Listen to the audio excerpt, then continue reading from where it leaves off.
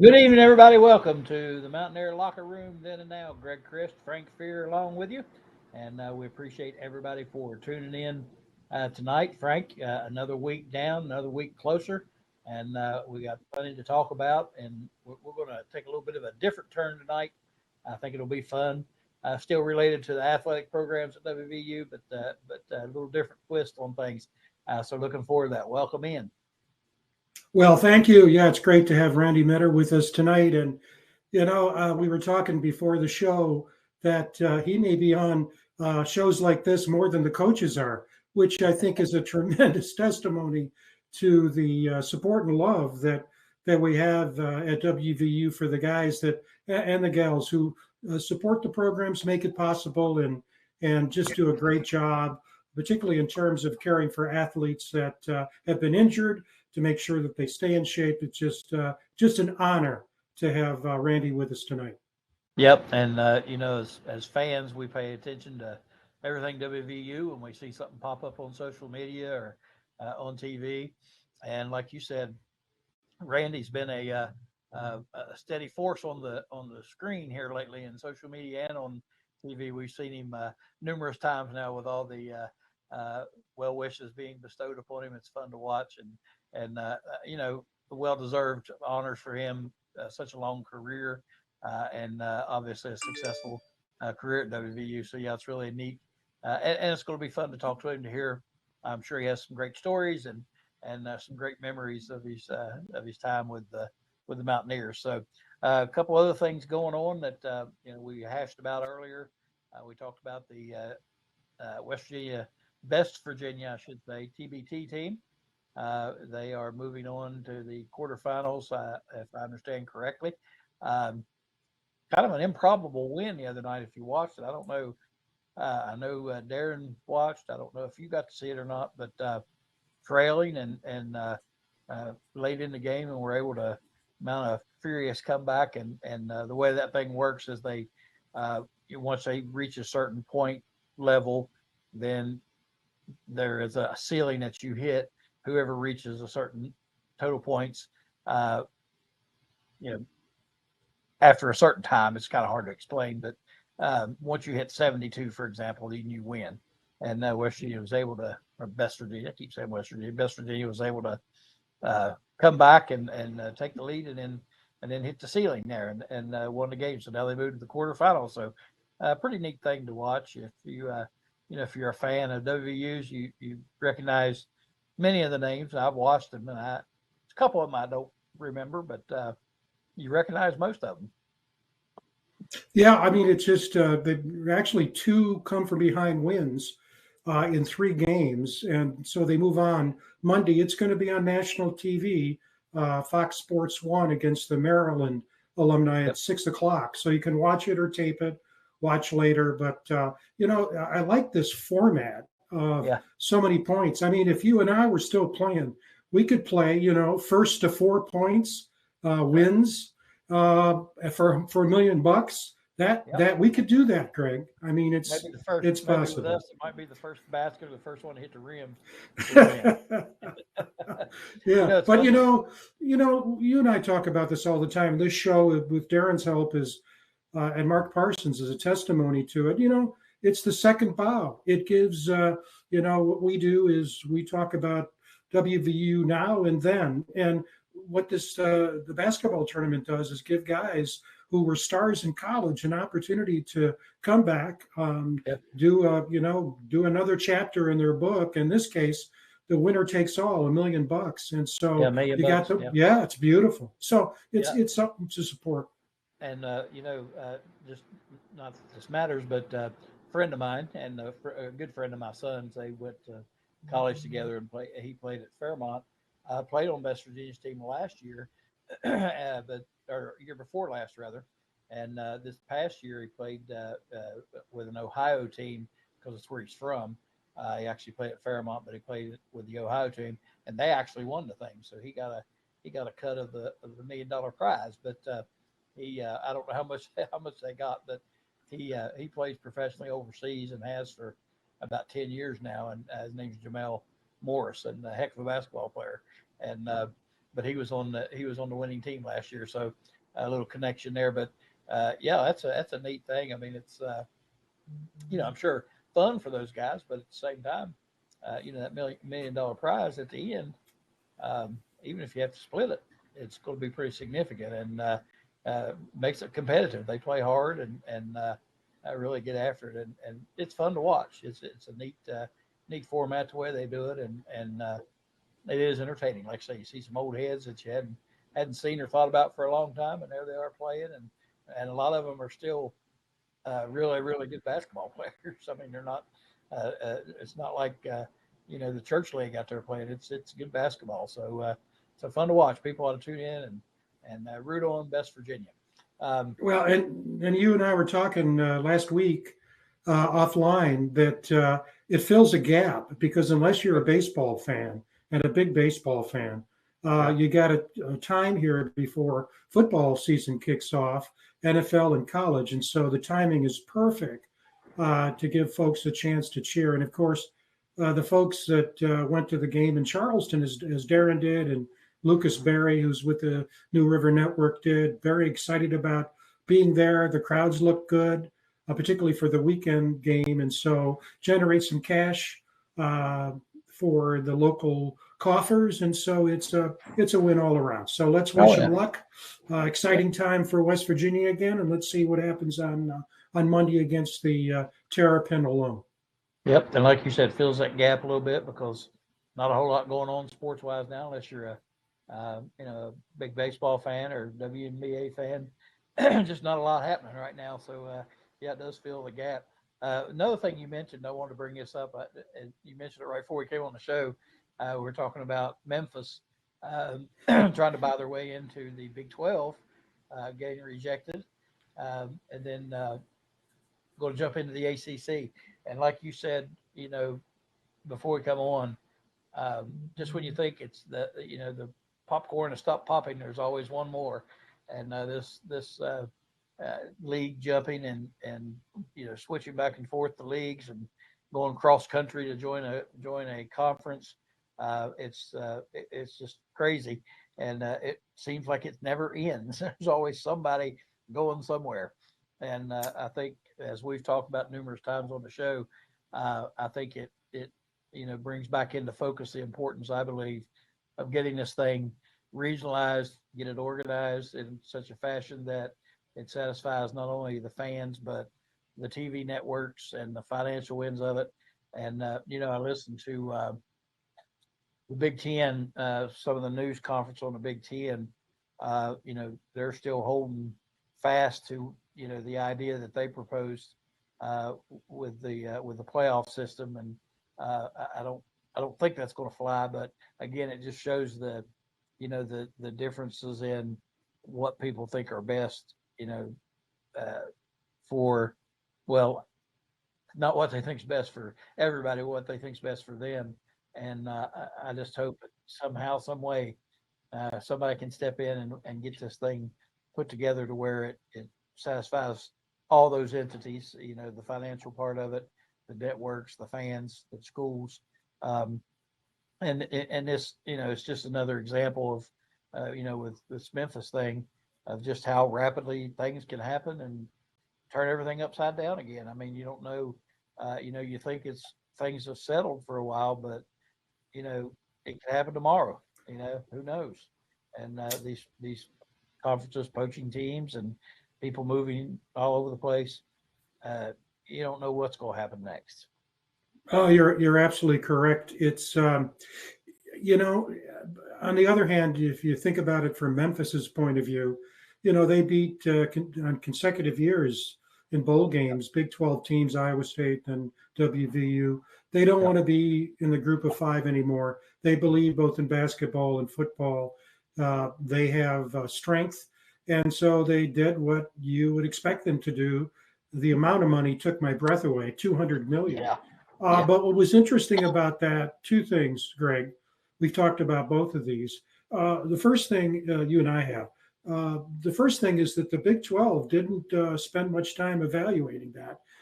They said no fairly quickly to Memphis. And number two is that what we talked about last week. We thought that with the rumblings that President Trump would intervene with an executive order on college sports, but we didn't have much reporting on it other than there was a possibility. Now we know that if he does submit an executive order, it's unlikely to be about overseeing college sports writ large, and more about requesting that the federal government, appropriate entities, make a determination about the status of athletes. Are they employees or are they student athletes? And the decision has tremendous implications. There it is right there, the graphic. Thanks, Darren. Tremendous implications for college sports, because if the federal government says they're employees, then they have the right to collective bargain and they can join unions. If they're and also the key is that the NCAA or any entity could put together salary cap, which some of the pros have. But if they're declared to be, as they are now, student athletes, that changes everything. And the NCAA supports no change. They support no change. And so what we learned now is even if President Trump submits his executive order, after try after try in Congress, there looks to be a bill that could come to the floor that would be, I think, pretty close to what you're calling for, that would come out of regulations. So we're just going to have to see. We're just going to have to see what happens. But right now, you've got to have the alerts on your phone, because things could change in a matter of a nanosecond. Yeah, and the idea of the government getting involved is a scary proposition. But I think that somehow, some way they've got to get together, a commission or an organization, and I don't think you want it to be like the NCAA, who obviously over the years kind of lost control and really had no standing. I'm not. I don't know how. I understand from the university standpoint not wanting to do this, but how they can't consider these I say kids, not kids, but young folks, not employees. If they're, we're in a pay to play system right now. I don't care what anybody says. These players are getting money from these schools to come and play, and I know, for years, and I don't think a lot is. I think it's just more open now than what it used to be. I don't know that they've ever really been, in the last 20 years, really a student athlete. They've been athletes that are enrolled as students, and they get paid some way or another. And I think now it's just more open than what it was 10 years ago, 15 years ago, and the idea that they're not employees just seems a little odd to me. And I think they should have collective bargaining power. And I think if they would challenge that, I think they could probably win that eventually. But yeah, I think that the universities obviously don't want that. The NCAA or any of the college presidents, they don't want that necessarily, because that gives them the players that bargaining power, and it's going to cost them a little bit of money. But in the end, are they going to lose more money than what they would through lawsuits and that sort of thing? Yeah. And to show some cooperation and work together could be good for everybody. It'd be good for the players and the schools if they handle it right. But Frank, I'll be honest, I just don't have a lot of faith in any of them handling it right. I think everybody involved is too greedy, and I think it's partly what's wrong with our whole economic system. Our system works well as long as everybody plays by the rules and does their fair share. But our system is pretty messed up right now because people are greedy and corrupt. And when it comes to big money, you worry about the government or any organization being able to, to do it fairly and fair, not just for the schools, but fair for the players, fair for the universities, fair for the fans, fair for everybody. I don't know that that's going to happen. I don't have a lot of faith. Yeah, I agree. Greg, I just got a note from Randy. He's having some Wi-Fi problems from his house, and so we need to keep on talking a bit. In fact, Okay. what we may do is bring in Mark Parsons, Yep. who's back, Absolutely. worked with Randy, and Yep. Randy's going to. Mark is going to be part of the interview, good part of the interview when Randy gets in, but Yep. he's going to try to get back in, and then we can bring Randy in with us, and then what we could do, maybe to follow up, Darren, is to put up that graphic on Texas Tech, and Greg, you want to join us on this too, Okay. so it'll be three of us. There we go. We were talking about this last. You talked about money, Greg. We talked about this last week that the rumblings were that Texas Tech was angling to fill the void of Oklahoma, Nebraska, excuse me, Oklahoma and Texas leaving the Big 12 to go to the SEC. Who's trying to be the kingpin? Because every conference has kingpins. You can go right down the list. And look, this is money spent on college football across the country. And, Texas, no surprise, Ohio State, Oregon, there's no team on that list that's surprising, right, Okay. Mark? But look at number two.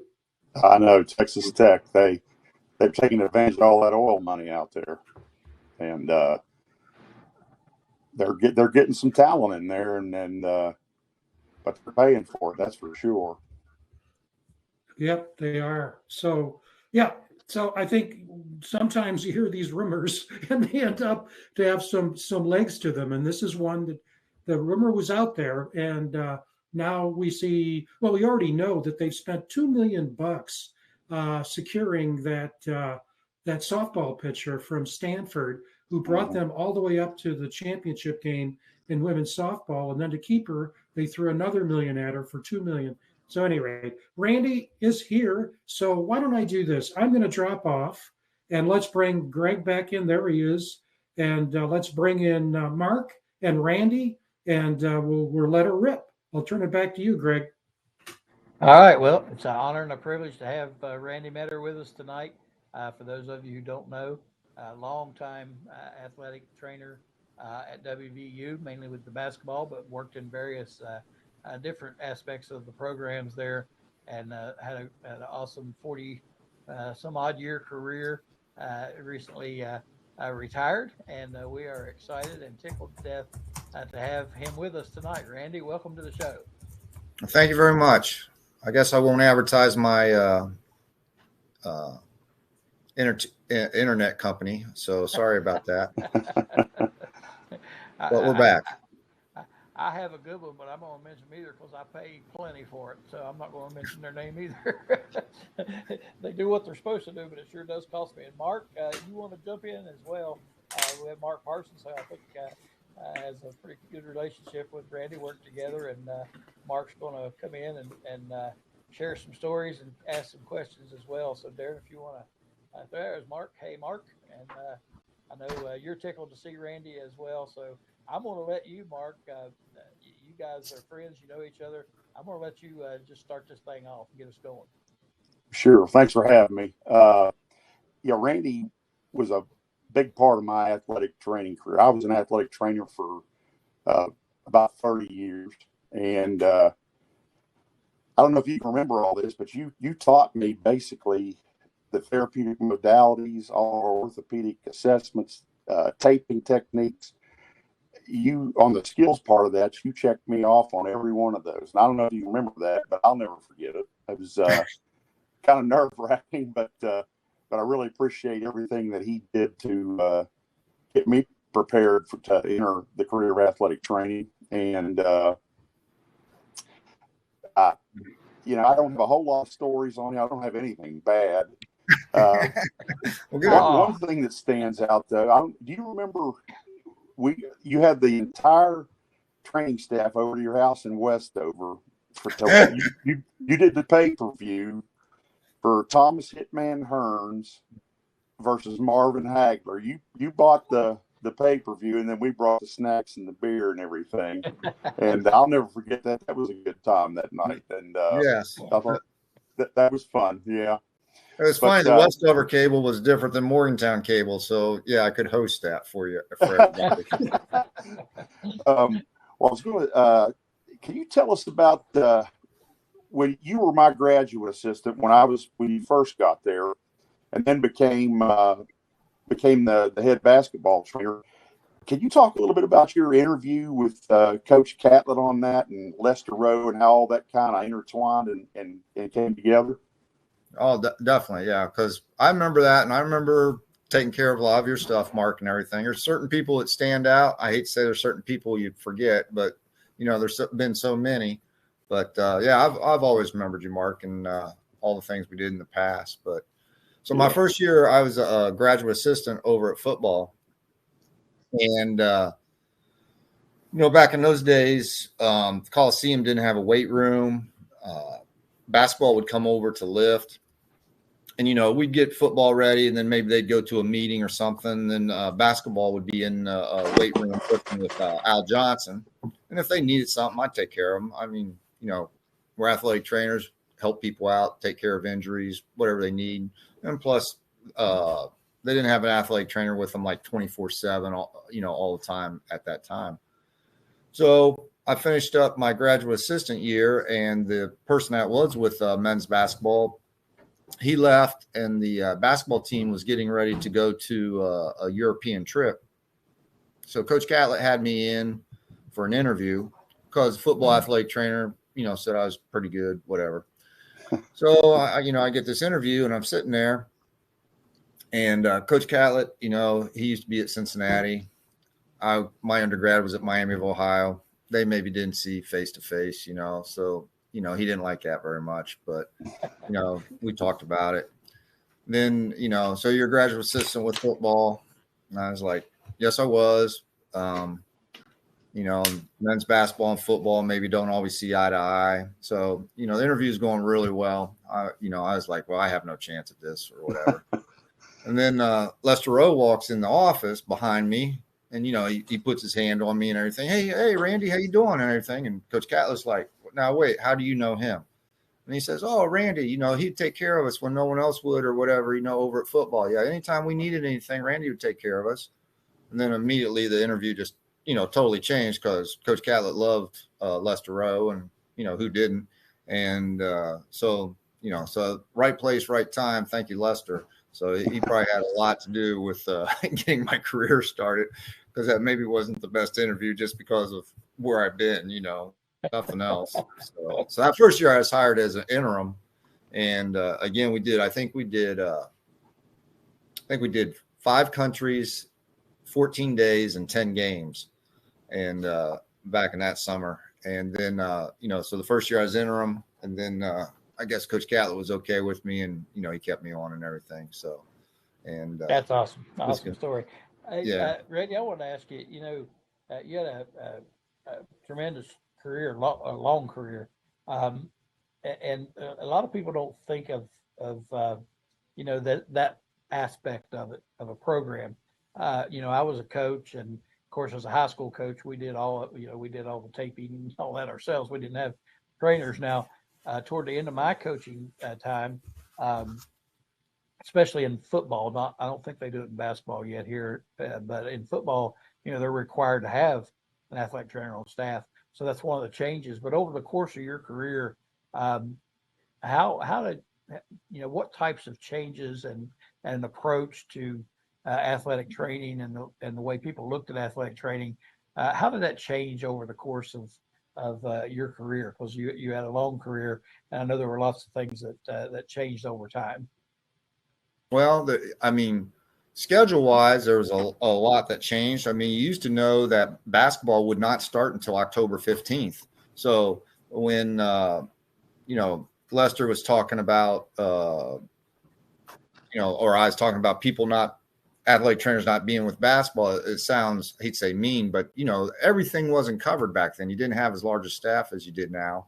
and practice didn't start till October 15th. So, they'd lift, run, with Al Johnson, the strength coach, but then they'd probably just go and play at Stansbury or at Coliseum on their own. And then October 15th, everything started. Now I hate to say it's 24/7, 365, but about 2012 or so, we started practicing in the summer. So we had 8 weeks of practice throughout the summer. That's a big change where every sport's almost going 12 months. That puts a definite change on the amount of workload throughout the year. Absolutely. And practice doesn't start October 15th anymore. It starts as soon as school starts. So now you have 8 hours and 20 hours that the NCAA plays with. But, even the 8 hours, they make that when you divide the team up into 3 groups, all of a sudden that 8 hours is a lot longer than 8 hours. I'm sure you, when they started the summertime, I'm sure you saw a significant pay increase. Excuse me? No, the internet's working. I'm just being a little bit of a smart aleck there. No. I was too. Yeah, I know. I was just playing along. So yeah. The way that NCAA changes things, they may not always think things all the way through, and administration, not just at WVU, but they may not think things all the way through too on how much it does affect all staff members when things like that happen. So yeah. So scheduling, there was a lot of changes, but medically there was a lot of changes too. So, I mean, we had, when I first started, we had somewhat of a small staff.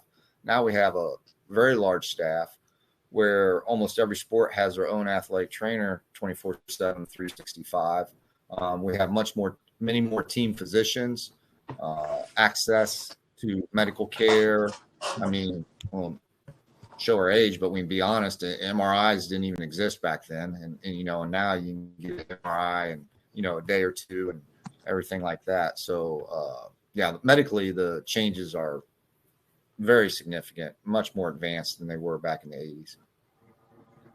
Well, this, I got another question, and this is going to illustrate how what we were talking about earlier, the press and media, how non-professional media I am. But what's most, which I don't even know if that sentence sounded correct, but thinking back on your time, injury wise, what's and I know this sounds like a crazy question, but stands out in your mind over the course of your time, things that you witnessed and saw and worked with and dealt with?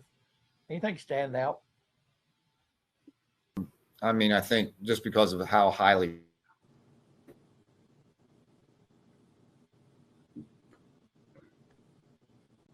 Sounds like you finally get to.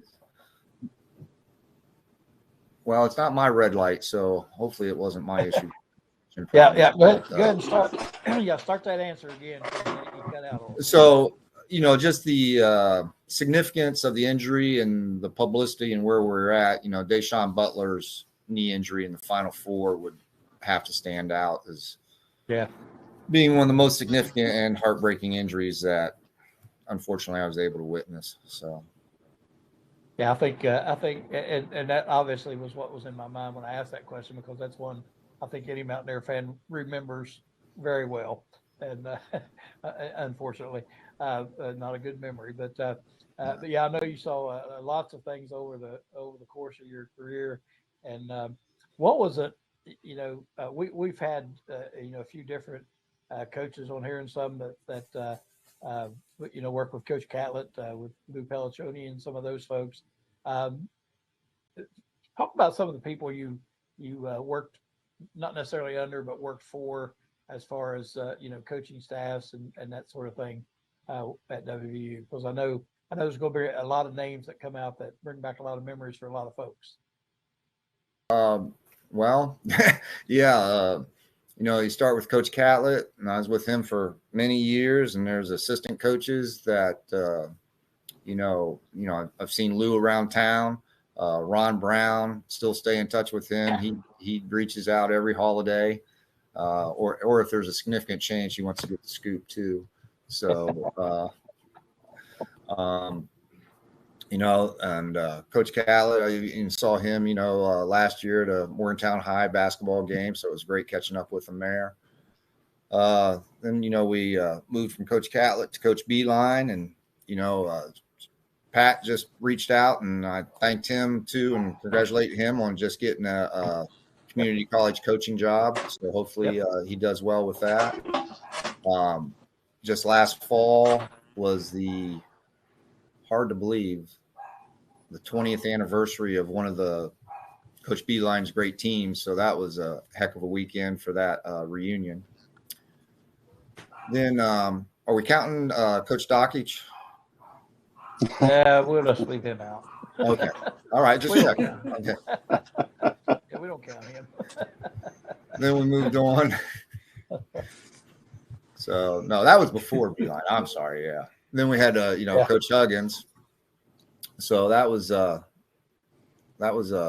interesting, and he did a lot for the program overall. The amount of improvements of the facilities and everything, and obviously going to the Final Four.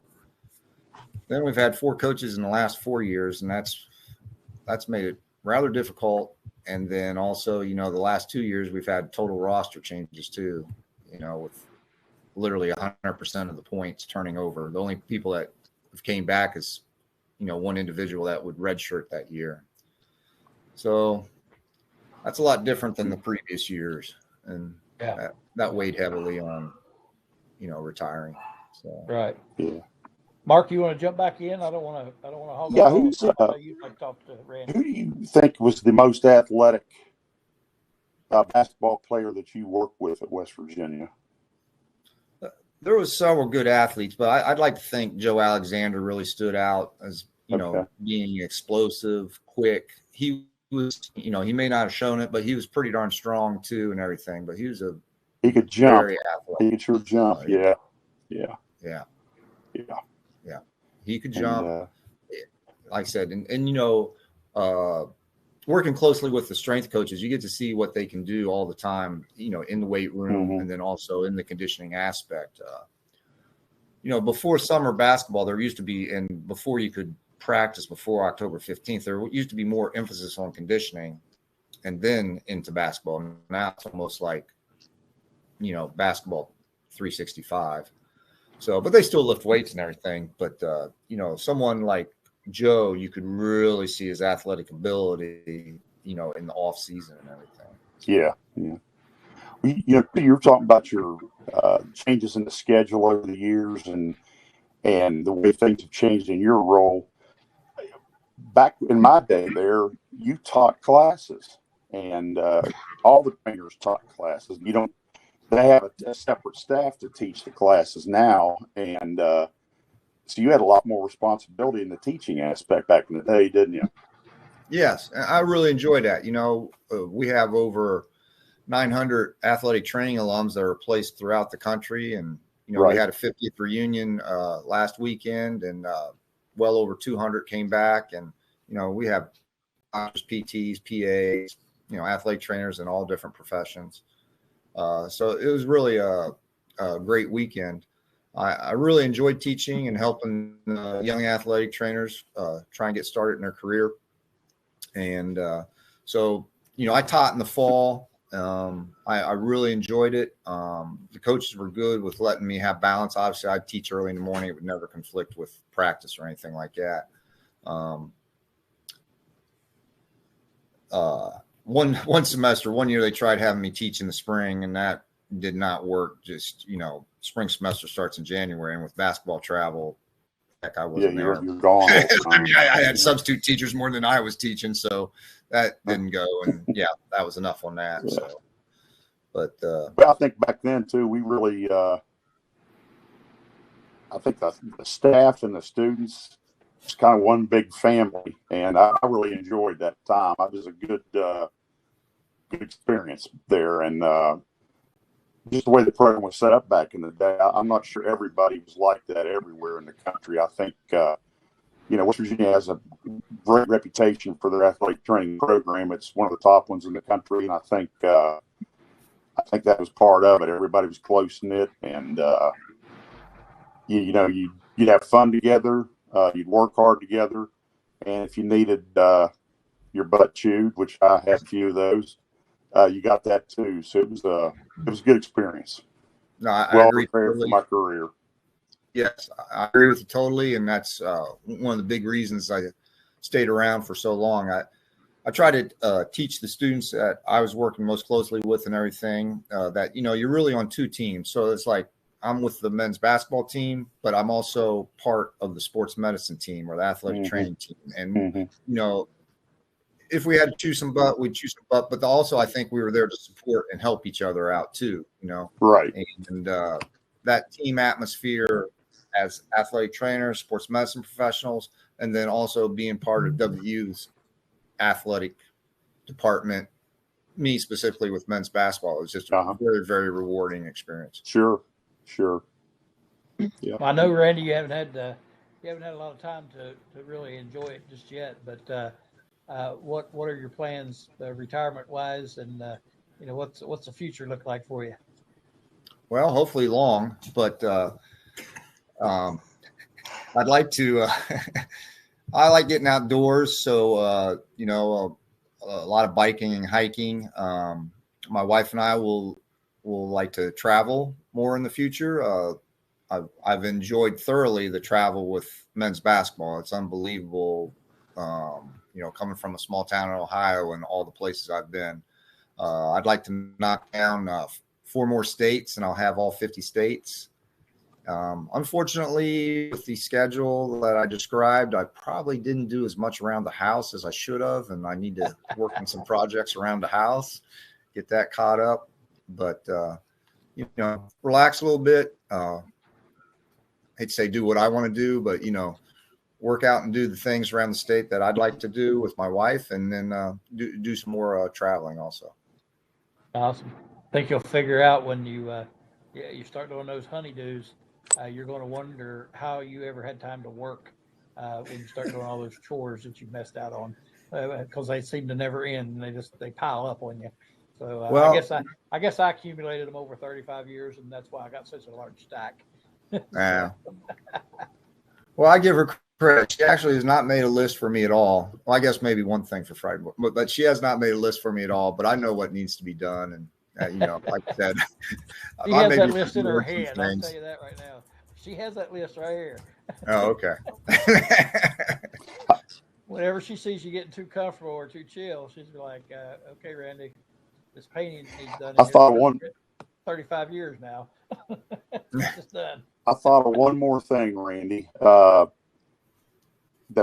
This was near, especially to me and Brett Wood, Mark Wayne, a couple others. You were a country music fan, just like we were. So in the training room, you'd play country music a lot. We didn't get that quite a bit. We didn't get it at the stadium ever. So I mean, I remember that about the training room there too. And we were limited on what we had in Morgantown. It was just WAJR AM, but you still put it on there, and that was I like that too. Yeah, so I told you earlier before we started, I stopped in the practice facility today and met with the new individual and everything. And as I was walking out, we had lunch together. He had a few questions, so we went over a few things. Everything was good. And but as I was walking out, I'd noticed it earlier, but I said, well, I really appreciate it, and I like your taste of music too. I don't know what, I hate to say country station because it probably didn't have anything. I'm a Pandora person personally, so but he figured out the stereo and had country music on, so I like that. So so some things hadn't totally changed. Yeah. Well, that's important. So well, Mark, now we'll challenge you. You remember you and Mark Wayne, I think you got us tickets to what was that guy at Nashville, Big Red or something like that? Years ago when we were down in Nashville, you helped get us to a show that we were able to watch. Yeah, that was through Mark's sister. I can't remember what the show was now, but yeah, I do remember that. Yeah, she used to work at CMT and had access. I got tickets for her for everything. I've seen everybody at concert, so yeah, it's I remember that. I sure do. Yeah, and yeah, you've been to Nashville a few times. We've had lunch together, and you toured the facilities when I was over at Vanderbilt and everything. I remember those times. Yeah, I'd like to get back there. So Yeah, I'd like to get you back down here too. You wouldn't recognize it downtown compared to what it was last time you were here. It's exploded. So Yep, Frank. Frank, you want to jump in? I know we kind of put you in the back room there. You'd like to jump in? I'm sure you've got some pressing questions you'd like to ask Randy as well.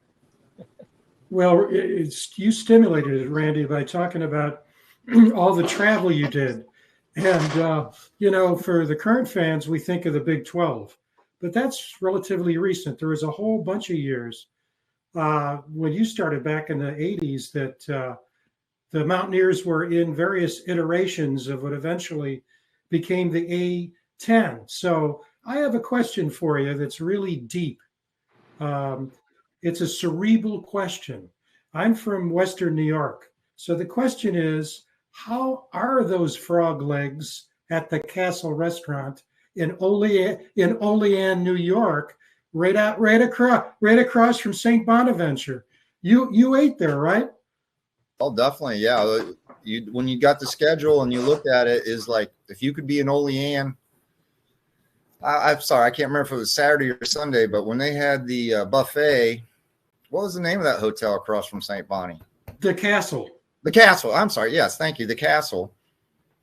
Now, don't get any great pictures in your mind because I understand. I think that's torn down, but I mean, there was no hallways. It was a true hotel or whatever, but their restaurant now was very good. The rooms, So, but that buffet they had, yeah, when you had frog legs on there, you got excited. But now the Atlantic 10 days, a lot of times you had St. Bonnie and Penn State on the same trip, So, but yeah, we've been to some interesting places.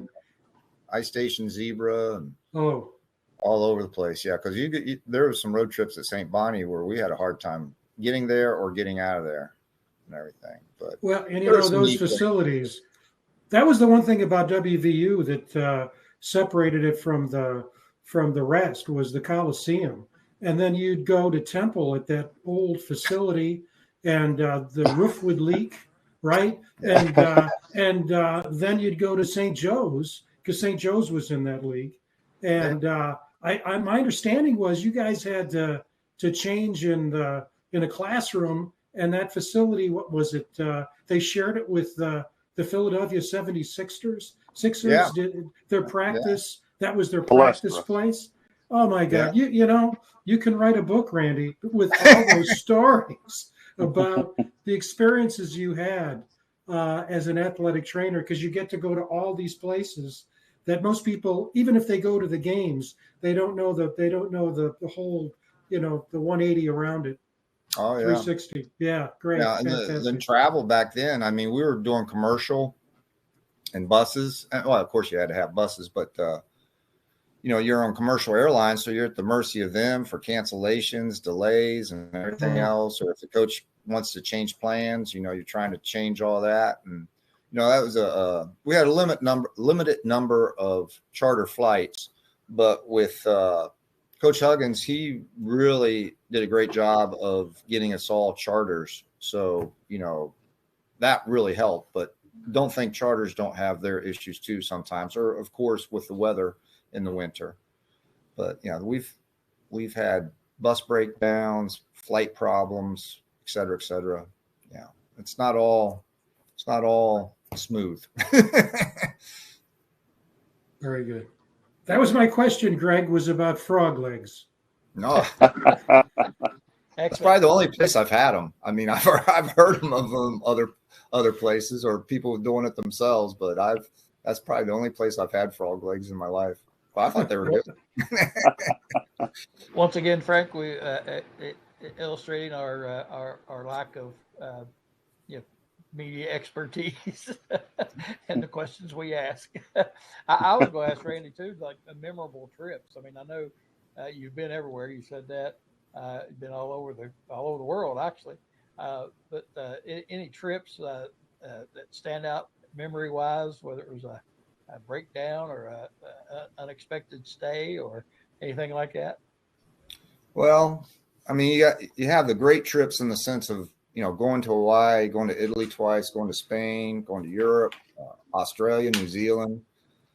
I've been to Japan, Hong Kong, South Korea. Those, they all stand out. But then you have the trips too, where you're winning games and you remember them because, at the end of the year, NCAA tournament, Big East tournament, Madison Square Gardens. We were in the championship game at the Big 12 in Kansas City multiple years. So, you can associate the big games with certain locations, and then, just the great trips. And, many of the trips my wife and some of the trips my kids were able to go on too. So that, those stand out that they were able to, go different places.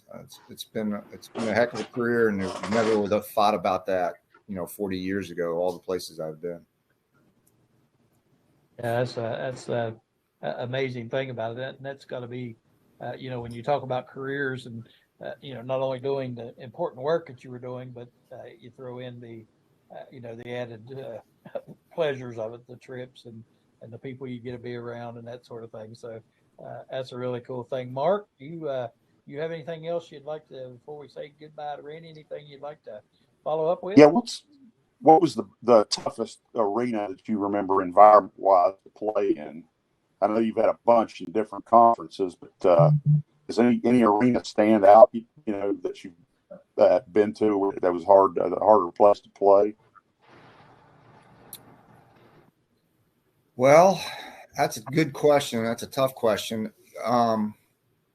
There's many rivalries. I mean, you think of Pitt, of course. And right. There's a couple stories at Pitt that really make me laugh. And one of the funniest ones was Pittsnogle. He was in the locker room joking around with me and stuff. And he goes, "You watch, I'm going to go out here and shoot about 3 air balls. And then I'll stroking it, So he goes out there and warm up, and we're right at when you're at Pitt, the zoo, all the students are right there. So he goes out there. I'm watching him from the other end.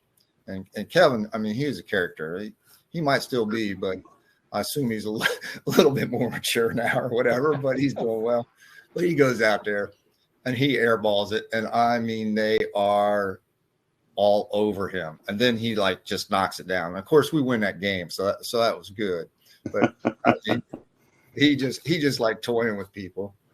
Then of course, most recently, we never won at Kansas until this past year. So that was that really stands out. And, I have some of the arenas are so modern, like Texas's new arena. That was really something to see. Very, very nice arena. But then you have the history arenas like Kansas, or, we joked about the Temple and the rain, but the water always dripping in. But I'll remember when Bill Cosby maybe was a little bit more respected. He stopped in our locker room multiple times with on wins or losses. It's because they were classic games against John Chaney. Wow. But Atlantic 10, we played at the Palestra. And, what history there was at the Palestra and everything too. Atlantic 10, we were able to open a few arenas. The Big East was nice, and I really enjoyed the Big East. But there was a lot of professional arenas that we played at. So you was almost, secondhand, could you practice the day before or not? Well, maybe there was a hockey game, so I got you. The Coliseum is so nice. And I was worried about the Coliseum fitting in the Big 12. And after we traveled and everything, I was like, our Coliseum is as nice as anything. And yeah, they kept that building up well since it was. I remember when it was built. We were living in Morgantown when I was a kid, and there's been a lot. Huggins did a lot of improvements there, had a lot of things done, and it's even nicer now. But they've maintained that well over the years. Yes, they have. And it's from 1970. Yeah. Not that we're trying to age you or me or anything, but yeah, it was 1970. Yeah, and sure was. You look at Baylor, where they won the national championship from. I mean, that arena, their new arena now is very, very nice, but their Baylor's old arena, nothing at all. What you've been to Arkansas too, haven't you? Yeah, unfortunately, because we got our butt kicked there. But yes, that's a nice arena too, if I remember right. It is. Yeah. It's a very nice arena, very large, very loud, and Yeah. we Yeah. lost. So, but there's some nice, the newer arenas that are going up, the suites and everything they have. Like I said, Texas, Baylor, Texas Tech's. I've been impressed with their arena. It's very nice. I think it was Yeah. actually time with their suites. That's the one thing we're missing at the Coliseum. That's very unfortunate is the suites. But again, Is the the suites, improvements yeah. they made with the locker rooms and some of the clubs and everything, they still making an improvements. But yeah, we just lack the suites. Now, where your training room was in the Coliseum, is that still the training room that you use there in the Coliseum? No. It's really shrunk. So it's new. With the new club that was built on the floor level, the Coliseum Athletic Training Room shrunk tremendously. So it's good enough for game day prep. We have a small portable floor scan, which is like an X-ray in there. So we still have a doctor's office. I mean, it's still functional. Got 3 treatment tables, 1 taping table, whirlpools. So, but it's much, much smaller than it used to be. Is a weight room still used in there? Or? No, there's no weight room in the Coliseum anymore. It's gone now, totally. Okay. Yes, we have a beautiful, beautiful weight room next door in the old swimming pool. Oh, I know. Yeah. It's called the Athletic Performance Center. So that's for all the Olympic sports. Then we have a very nice weight room in our basketball practice facility for men's and women's basketball. Okay. Yeah. Randy, I tell you what, it's been a lot of fun talking to you. Congratulations again on a great career and on your retirement.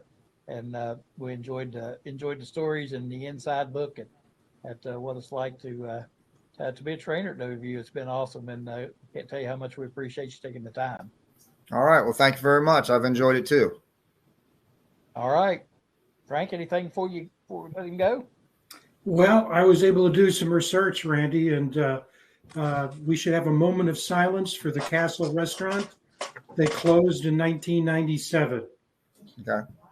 I'd heard they were torn down. I thought they were. Yeah. But they have 20 pounds of frog legs that are in the deep freeze. If you and I can take a road trip if you want. Well, I think I'd rather go to Nashville than Olean, New York. But up that way, I could go to Niagara Falls, but Olean, I don't know. Yeah. Hey, before you barbecue down here. Yeah. They were nice people, though. They were nice people, but yeah. We're gonna have John Antonic on next week, and we'll ask you this question. We'll ask him this question, the same question next week. Do you have any John Antonic stories you want to share that can be shared? I really enjoy his books. He does a great job writing. He's threatening of not writing anymore. I would encourage him to continue writing. And I can read, but I like the quality of his pictures too. He has, enough pictures to make it interesting and plenty to read. But I also wonder, I don't know if anyone's friends with him on Facebook or anything, but he spends a lot of Friday and Saturday night acting like he's a DJ. And I don't know who's listening to his music because just because you play music in your basement and show a picture of the record, that doesn't mean we can hear it. And he takes requests. That's right. And I might be one dumb enough that gives him requests and evaluate his DJ. He very seldom plays country though now. Yeah. Yeah. Randy too, since you mentioned him writing books, that was a question I wanted to ask you. Have you had any thoughts at all about possibly writing a book about? It's a thought. We're old enough to know that computers didn't exist when we first started, or at least they weren't available to us. If I would have started something when computers first started, it would have been easy. Now it'd be difficult. I think it would be difficult to go back, but I think there would be some good humor. Yes, I've really enjoyed my career, and of course, we work, like Mark said, but we work together. We're all trying to do the best we can for Mountaineer basketball that I was most closely associated with. But, there was a lot of fun associated with. There are some characters too. Jack Fleming, Jay Jacobs. There were some characters that we traveled with and everything. And 2 people, unfortunately, have passed that were big characters too. Was our radio engineer named Spanky and Jim Bogaluski, who was a photographer for a long time. Those were some characters and everything. But yeah, there would be some stories that would only want to be published after you were retired and everything. So. I think that's an idea you need to consider. That's right. I think a lot of people would be interested Yeah. in reading that book. I'll tell you that right now. The inside story. That's right. Right. Randy, we appreciate you again for joining us. A lot of fun, and hopefully we can do it again someday. And again, congratulations and enjoy the retirement. All right. Well, thank you very much. I should have more free time. So there you go. Anytime. All right. Thank you. You. All right, Randy Meador. That's good stuff right there. I'll tell you, Frank. Yeah, these guys. Oh, Darren, can we bring in Mark too? Is that possible to get the three of us up there, or is that going to be a problem with the graphics? Okay, that's very good. Yeah. Okay, let's. You're going to be audio only. Yeah, I didn't think it would be possible. I love this new format you have there, but where would we squeeze them in for the three? But Mark, I can see why you think so highly of Randy and have enjoyed working with him, and vice versa. You can tell he's just a super professional, but also has a lot of fun. I mean, and that's what makes working for a living so much so satisfying, because you work with a lot of really dedicated people, but you also have a lot of good relationships and fun while you're doing it. Absolutely. I'm still in touch with the guys I went to school with, even some of the classes ahead of me, behind me, people I've met, networking over the years. Some of the old staff that's no longer there, still everybody's kind of close knit, and still keep in touch with everybody. It was, like I said, it was a great program, great experience. Worked hard, learned a lot, had a blast. Yeah, that's great. I see that Randy's still in the back room, and so he can hear us. And he brought up Al Johnson. And Randy, we've had Al Johnson on the show, my God, probably 4 times. And he was with us on our remote up at Cheat Lake for the Brian Joswiak golf tournament. But I don't know if you're talking about stories. The next time you see Al, ask him about the time that he was actually thrown out of a Major League Baseball game because the manager didn't want to. He told that story on the show. He didn't want to lose his, his starting pitcher for the next day. So he was able to talk the ump into throwing the strength and conditioning coach out of the game. Al was just sitting in the dugout watching the game, and he got thrown out. And the best part of that story, right, Craig, is Major League Baseball fined him. He got $1,000 fine for being thrown out of the game. So ask Al about that. But boy, yeah, fun interview. We really appreciate Randy taking the time to join us, Craig. Yeah, another funny part of that story, the manager, I think Frank Robinson, jokingly, tongue-in-cheek, told him that if he ever got thrown out of another game again, caused most trouble, he was going to fire his ass. Yeah, that's a heck of a story there. Yeah, you and I were talking about Frank Robinson the other day on a telephone call, and those were the days. I'll tell you. Yeah. I don't think the Reds, the Big Red Machine, got a lot of credit, but there were good Reds teams way before then too. Oh yeah, Frank Robinson, Veda Pinson, all those guys, and talk about guys that weren't professionals behind the mic like us. Well, Joe Nuxall was the best of the best.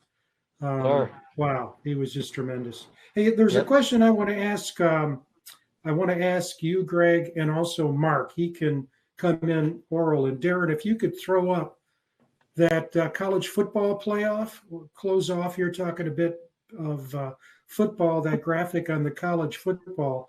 What I want to ask you guys is, what's your preference? I mean, the 3 conferences, the SEC, the Big 12, and the ACC. Well, to back up, I think most people know that they're going through a process now to see how they're going to expand. They want to expand the college playoff football from 12 to 16 teams. And this is one of those things where the conferences are starting to coalesce. At least there's 3 against 1. But what the SEC, Big 12, and ACC prefer is basically putting the selection for a lot of the teams in the hands of a committee, which may be a bit surprising. They've got the 5+1 model, where there be the champ in each of the Power Four conferences for four, and then the best group of five team. That's what they prefer. And then the Big Ten prefers, I mean, you almost have to have a calculator, a 4-4-2-2-1-3 model. And so, but what's interesting about that, what they want is four teams automatically in from the Big Ten, four teams automatically in from the SEC, and then the Big 12 and the ACC get two each. So it's like Big Brother and Little Brother, and then one for a group of the best of the group of five. And then the committee really doesn't have much to do. They pick three. I shouldn't say they don't have much to do, but they've only got to pick three in this.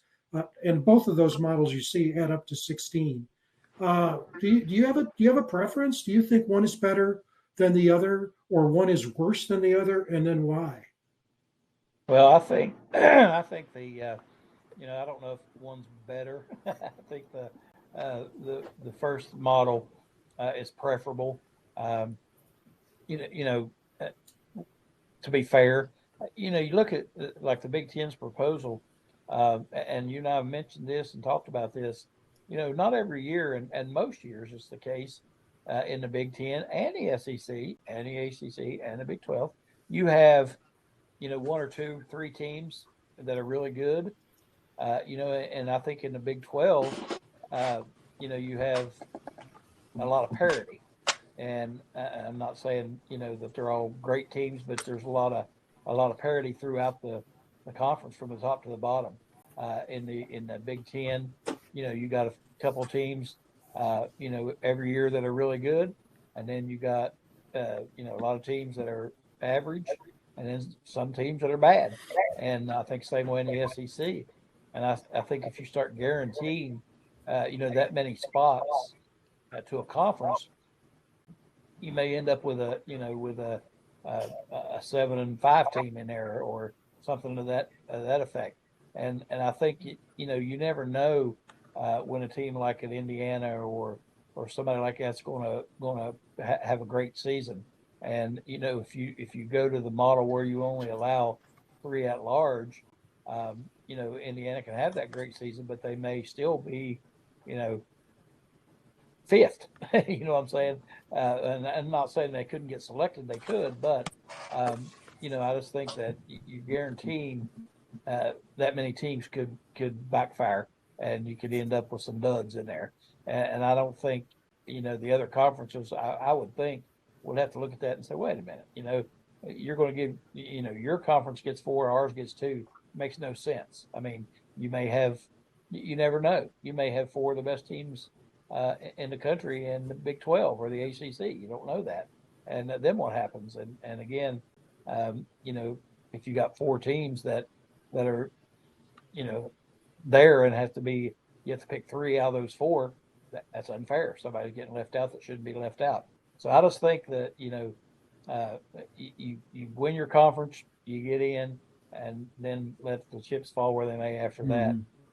I think is the only fair way to do it. And that may mean 8 SEC teams in it, if that's the case. If that's the 8 best teams, so be it. But don't what do they say? Put the cart before the horse, and go ahead and pick those slots out before you ever know what kind of teams these folks are going to have. It's just like the preseason polls and all that. With like you take a WVU for example, that is ranked with say 10th preseason poll. If they lose a game, they drop all the way out or down to 20th. If Alabama is ranked number 1, they lose a game, they drop to 4. If they lose another one, they drop to 7.